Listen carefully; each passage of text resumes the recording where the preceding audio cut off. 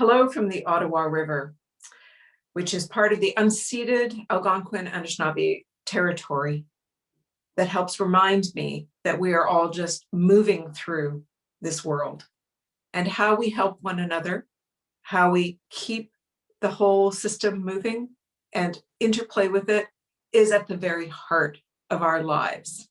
The pandemic has taught me so much about what matters the most. I bet it's the same for you too. And it's kind of lifted the hood on what we mean by an essential economy. Oh, look, what's propping up an essential economy is the caring economy. And what props up the caring economy is women's work, both paid and unpaid. You know, at last March, almost a year ago now, I coined the expression she-cession because I've been through 3 recessions before this one. And each one of them was marked by more men leaving the labor market than women at the very beginning, and more women rolling up their sleeves and picking up the crap jobs in the early months of recovery so that households would have enough to eat, because men reasonably would not pick up just any old work that was available at half or less their previous wages. But that meant that women's work continued to expand most rapidly after every recession since the 1970s, when we've been tracking data in the same way. This recession, you could tell, was going to be entirely different because the first businesses to be shut down were deemed non-essential. Non-essential retail, accommodation, bars and restaurants, personal services like hair and nail salons, all of these things that tend to be marginal businesses paying very poor wages because they themselves do not make a lot of money, and a lot of them won't come back.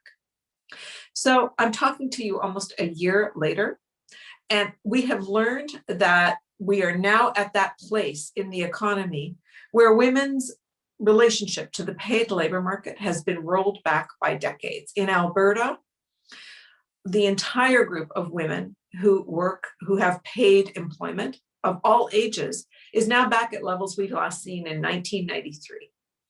For prime age workers, 25 to 54, we're at 1997 levels.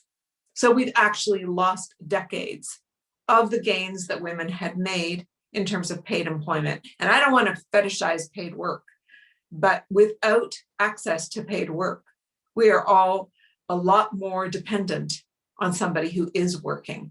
And so we have made huge strides by simply working more. We have made huge strides in being part of the world that lifts up not just the society, but how gains get made in the economy that can benefit everyone.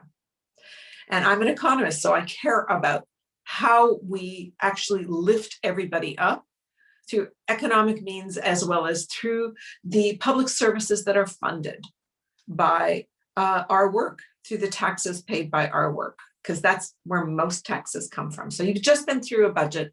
You've just been through a hammering by the pandemic.